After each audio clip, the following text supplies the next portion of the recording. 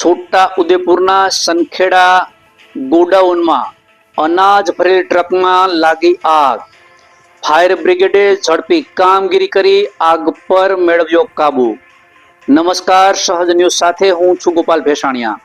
છોટા ઉદેપુરથી અમારા પ્રતિનિધિ શિલ્પા શાહ પાસેથી મળતી માહિતી મુજબ છોટા ઉદેપુર જિલ્લામાં આવેલા સનખેડા ગોડાઉન વિસ્તારમાં આજે અનાજ ભરેલી ટ્રકમાં અચાનક આગ ભભૂકી ઉઠતા ખળભળાટ મચી ગયો હતો. ગોડાઉન વિસ્તારમાં ધનધોરા ધુમાડા અને તેજ જ્વાળામુખીઓ દેખાતા જ તત્કાલિક સનખેડા ફાયર બ્રિગેડને જાણ કરવામાં આવી હતી. ફાયર બ્રિગેડની ટીમ તુરંત સ્થળ પર પહોંચી અને તેમણે ઝડપભેર કામગીરી હાથ ધરી આગને કાબૂમાં મેળવી લીધી હતી. પ્રાથમિક માહિતી મુજબ ટ્રકમાં શોર્ટ સર્કિટ લાગી હોવાના કારણે આગ લાગ્યાની શક્યતા વ્યક્ત કરાઈ રહી છે.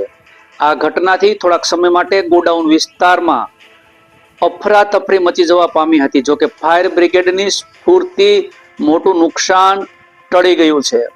ઘટનામાં કોઈ જાનહાનિના સમાચાર નથી, પરંતુ ટ્રકમાં ભરાયેલા અનાજને નુકસાન થયાનું તંત્ર દ્વારા જાણવામાં મળ્યું છે.